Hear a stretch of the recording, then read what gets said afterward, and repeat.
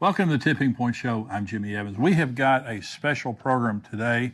I've got Bill Koenig joining me. Again, we're going to be talking about Israel and the recent elections and everything that's going on over there, as well as the recent elections in Brazil and the elections in America. Before I go to Bill Koenig, let me say that we're having a trip to Israel, November the 29th through December the 8th of 2023. We will be taking a trip, a group, over to Israel. We want you to come with us. It's going to be In His Steps Israel tour with myself and also Pastor Ed Young. We're going to go to the Holy Land and go to the places where Jesus walked and talk about the places that are biblical and talk about the significance of that and end-time prophecy. We're going to go to the places where end-time prophecy is happening and also will happen. If you want more information or if you want to sign up to be a part of that tour, go to inspirationcruises.com/Evans. That information is right there on your screen. Now, this is not a cruise. We're going to fly over to Israel and we're going to tour over there, but it's inspirationcruises.com/Evans. I would love for you to be a part of this. Bring a group from your church, bring a group of your friends or your family. The more the merrier. We would love to have you come. So go on inspirationcruises.com/Evans. It'll give you more information. I'm very excited today to have Bill Koenig join me again. Bill is a journalist and served as a White House correspondent. He has a news service called Koenig World Watch Daily. His website has constantly updated stories from a large variety of news sources and can be found at watch.org. Bill is currently in Jerusalem, and we're going to be talking today about the most recent election and the ramifications of it related to Israel. Bill, thank you for joining me today.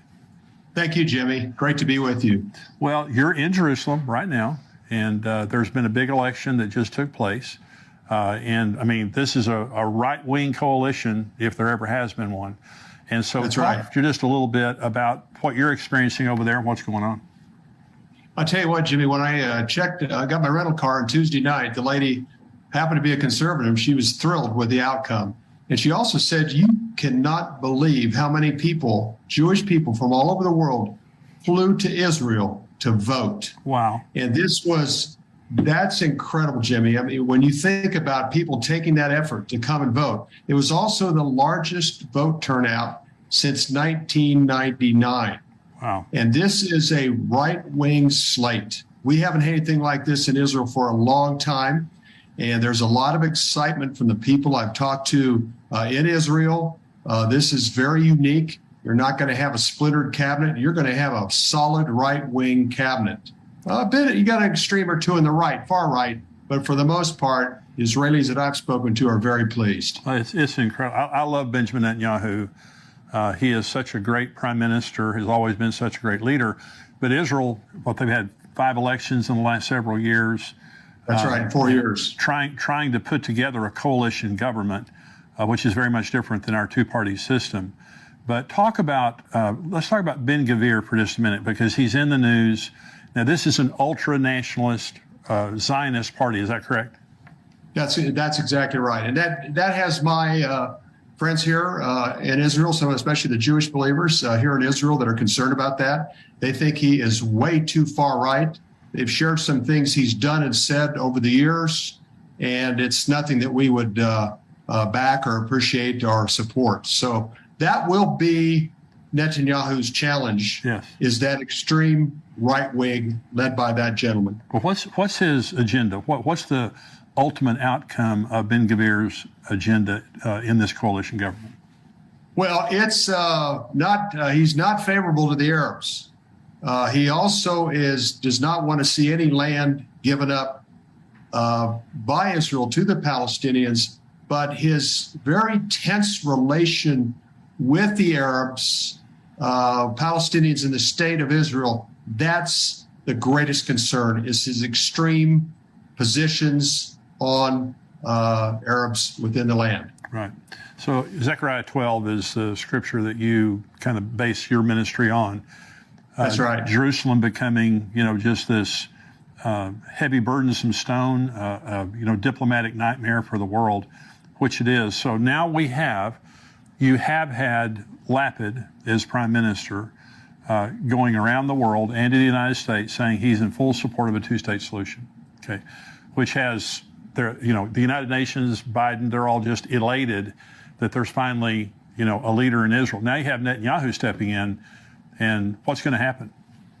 Well, I tell you what, what's really interesting, Jimmy, is Lapid's comments on September 21st at the UN as an Israeli interim prime minister fully supporting the two-state plan, pressured by Biden, was a great talking point and election point, which had a significant reason why the right wing of Israel, the voter turnout was at the level it was because of those statements that he made at the UN.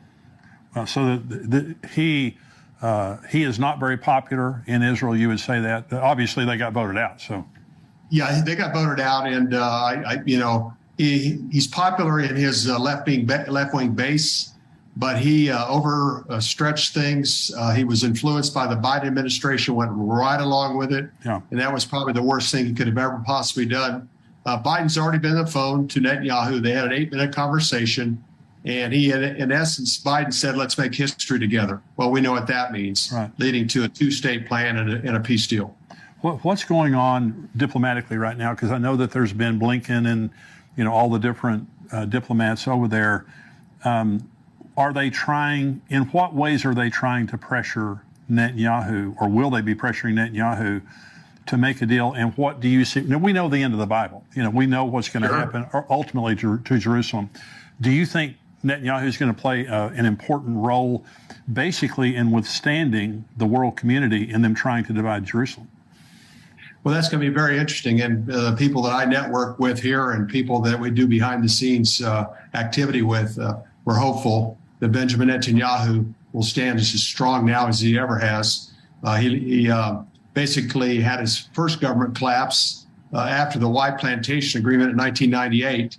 And then he had his second government collapse right after the delivery of President Trump's Peace to Prosperity plan on January 28, 2020, and his signing at the White House of the Abraham Accords on September 15, 2020.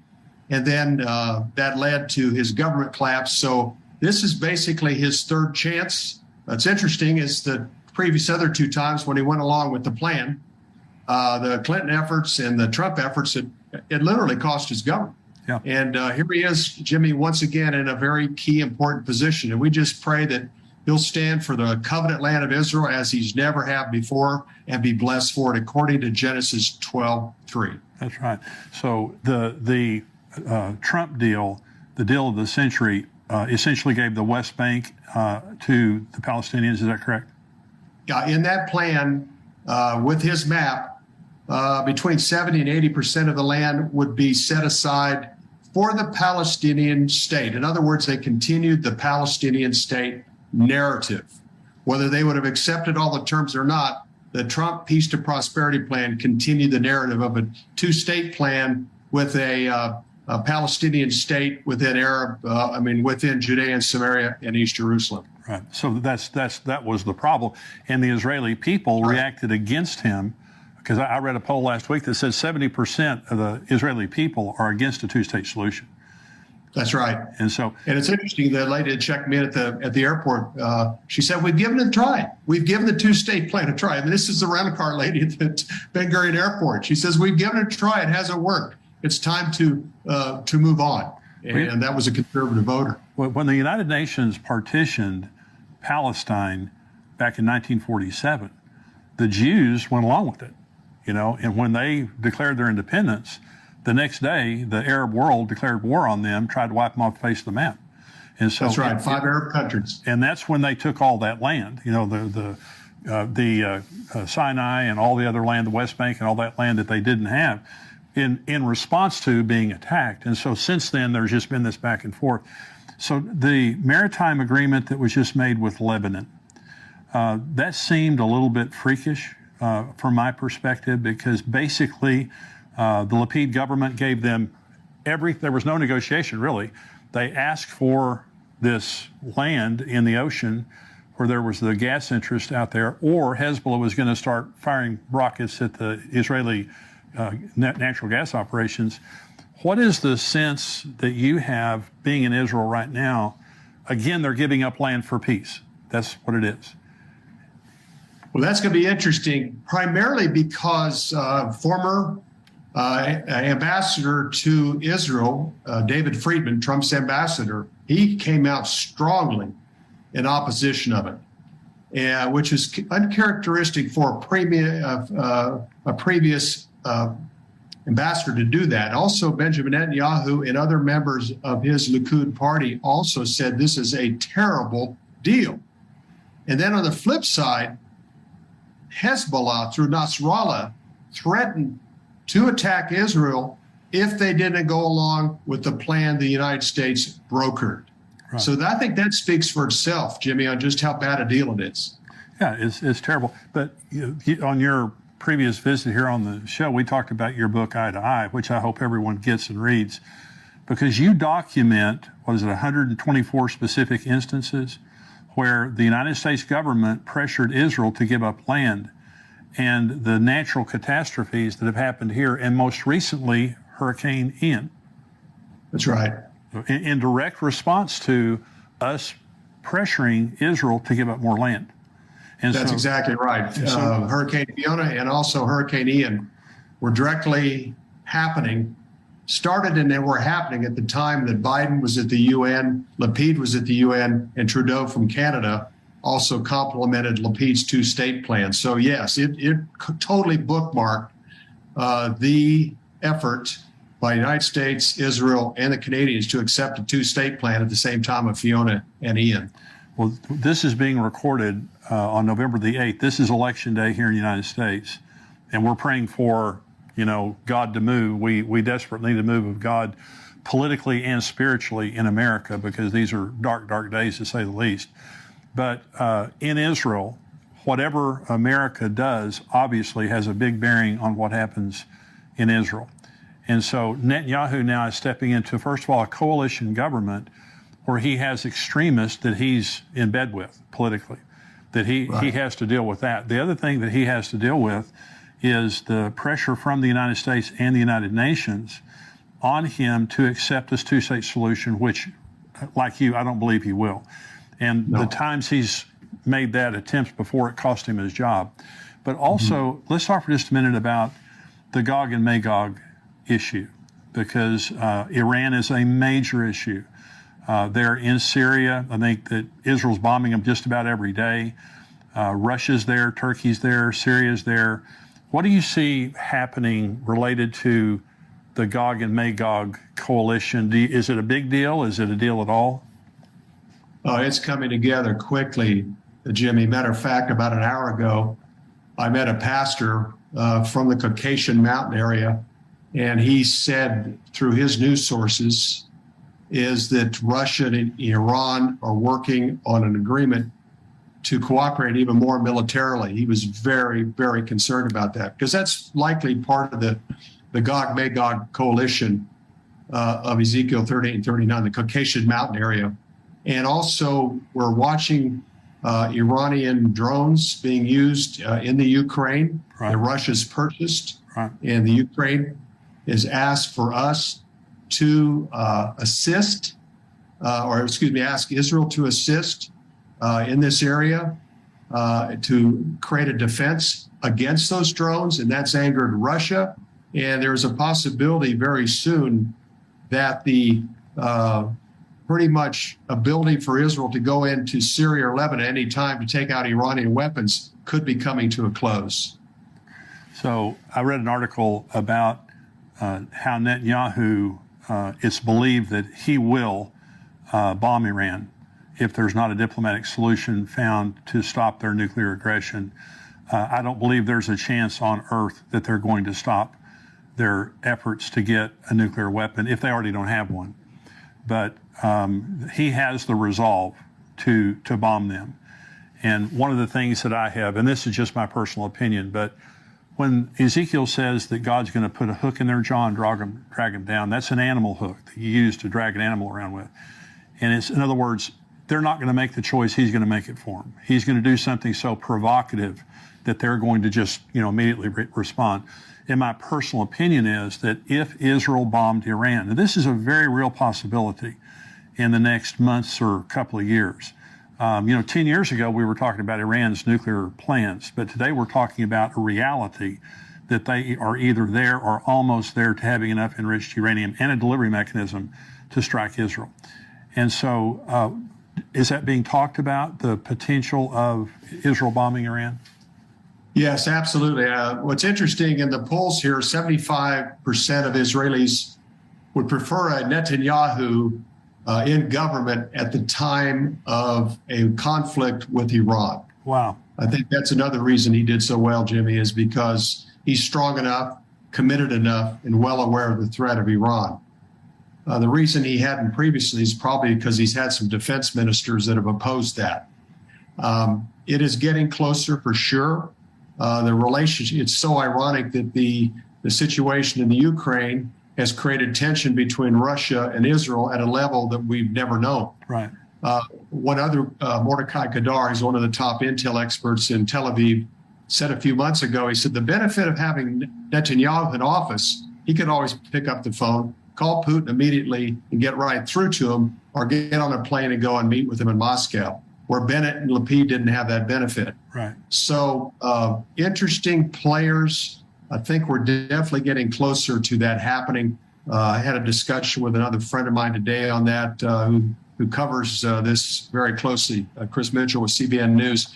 And we know we're close, Jimmy. We're waiting for a catalyst or that hook that you said in the jaw.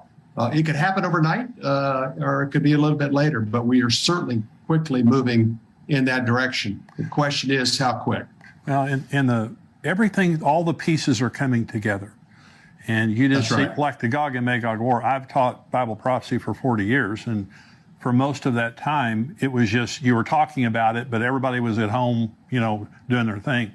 Now we're seeing the armies coming together, all the players coming together, closer ties between Iran and Russia and all of them. Let's talk about the Temple Mount for just a minute, because you're right there by the Temple Mount. It seems to me that there's been a dramatic increase of activity on the Temple Mount.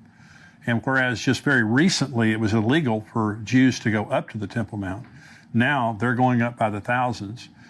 We see the 5 red heifers that were just flown from Texas over there. The Temple Institute, very excited about that. What are you hearing over there? What's happening related to the Temple Mount and the rebuilding of the temple? Well, that's interesting because I was with Byron Stinson. He's a Texas businessman who was involved in bringing the red heifers over to Israel.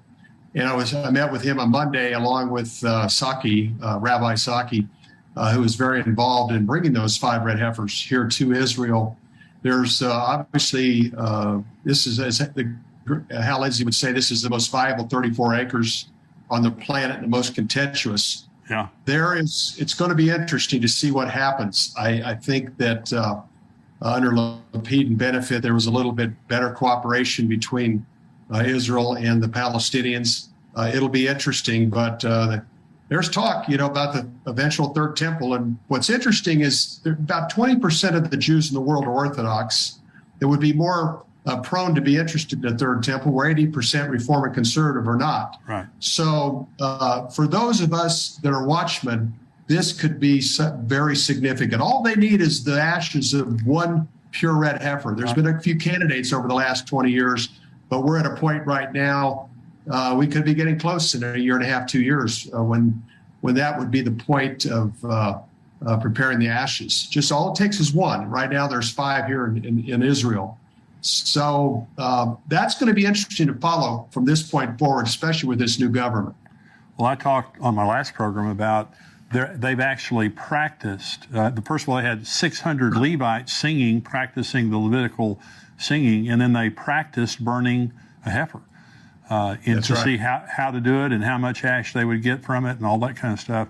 So just a lot of stuff is happening that hasn't happened before. There are things happening that haven't happened for 2,000 years, so it's very exciting. So you were just in Brazil on your way to Israel. You were with President Bolsonaro's wife, I believe. You had a prayer breakfast. Talk about your time in Brazil. I was there for 5 days. We were there 4 days before the election with the Jerusalem Prayer Breakfast team, who in 2018 had the first Jerusalem Prayer Breakfast in Brazil. At that time, Bolsonaro was very low in the polls, and supernaturally, he's a great supporter of Israel, a great lover of Israel, was baptized in Israel in May 2016, spent time at the garden too. A friend of mine basically showed them around. He is a solid Christian, but who's really an incredible Christian woman is Mrs. Bolsonaro. She loves Jesus. She loves Israel. Even when she went to vote, she had a T-shirt on with a Star of David on it and said, "God bless Brazil. God bless Israel." Isn't that great? It was remarkable to see. And, there was concern about the election and election integrity. That will be debated here in the next week or two. But Bolsonaro is incredibly popular. What's interesting about the vote pattern there was very similar to what happened in the United States in 2020, when President Trump did so well with the down ballot in the House and Senate, gained House and Senate seats, but he didn't become president. Same thing with Bolsonaro. He was successful throughout the country. He did really well in Rio de Janeiro and Sao Paulo, areas that typically the leftists do better. He is a very popular president. It's been a devastating, at this point, defeat. A lot of protest on the streets, a very strong Christian base in Brazil, very passionate people, great supporters of Israel.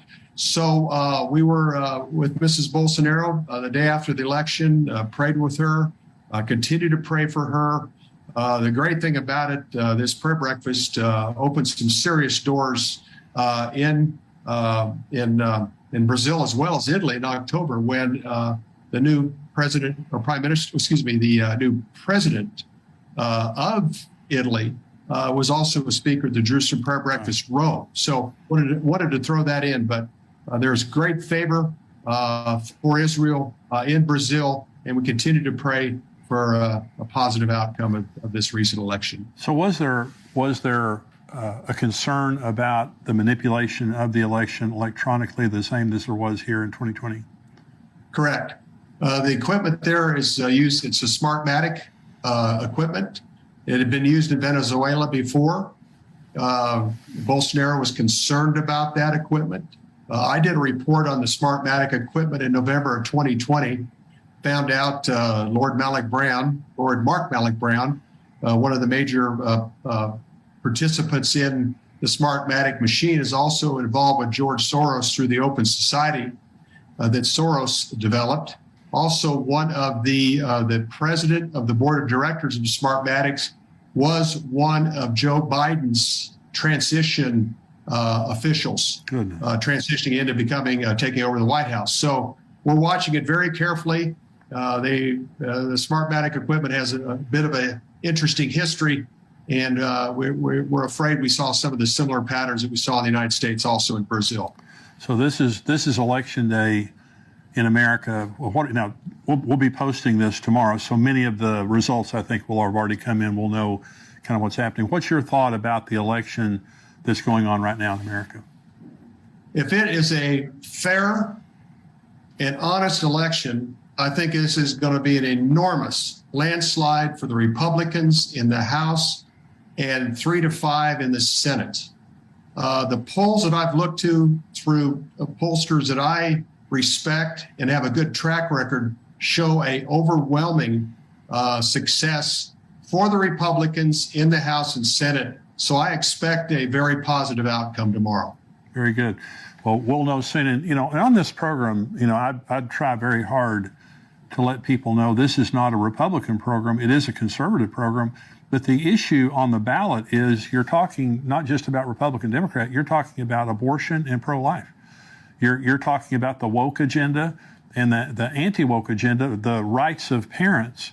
And literally, in many cases on the left, they want to take the rights away from parents and let the teachers and the administration decide what 5-year-olds and 6-year-olds are basically taught pornography and gender reassignment and all those things. So this really is not with every single race, but in many races, it really is a battle between light and darkness and the future. It is. It absolutely. They thought they would get, let me put it this way, Jimmy, Democratic Party thought the Roe versus Wade decision, an emphasis on abortion and abortion rights, even up to the time of birth, and also promoting the LGBTQ agenda all the way even to kindergarten age, and also pushing critical race theory would be enough for them to be successful. It was a total misread of the American voting population. There's going to be big gains in the Hispanic vote, the Black vote, white working women. I think, people are tired of the inflation. They're tired of the high price for gas. They're tired of the high price for much of what they have necessities, what they're having to pay for necessities. And I think Senator Tim Scott put it best a couple weeks ago in an event with Hannity, that the majority in the Senate and the House has cost the United States taxpayers an additional $4 trillion in debt. Wow. And that is onerous and going to have a great impact, not only in this generation, but future generations. Well, this has brought people together like no election I've ever seen.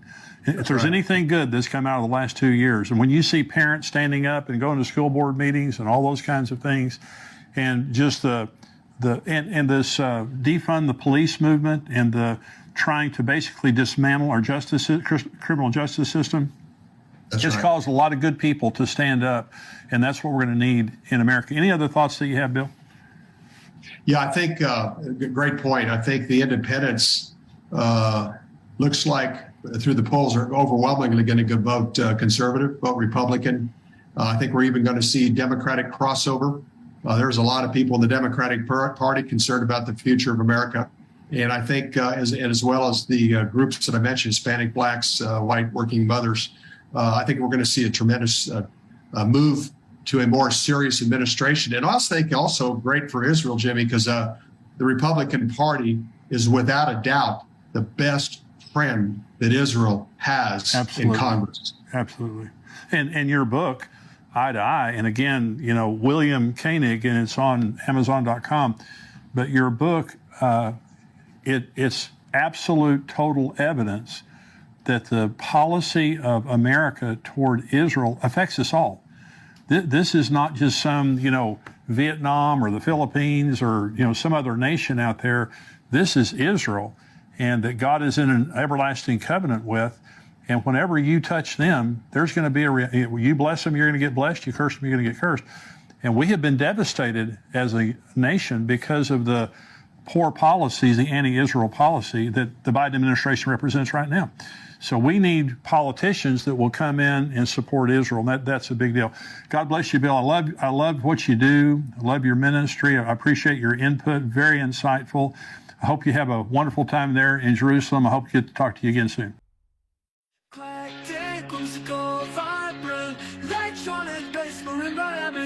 Still create a vibrant and eclectic track that fuses the warm melodic elements of indie folk pop with the rhythmic intricacies of math reggae wave. Incorporate playful candy crunk beats and witch house atmospheric layers of craft. A whimsical soundscape, use acoustic guitar and marimba for the light. Photonic feel while electronics and beats drive the rhythm. The overall composition should evoke a sense of joy and exploration, merging genres in a way that feels both innovative and accessible. Focus on creating catchy melodies and engaging sound textures that invite listeners on a sonic journey that beat with dynamic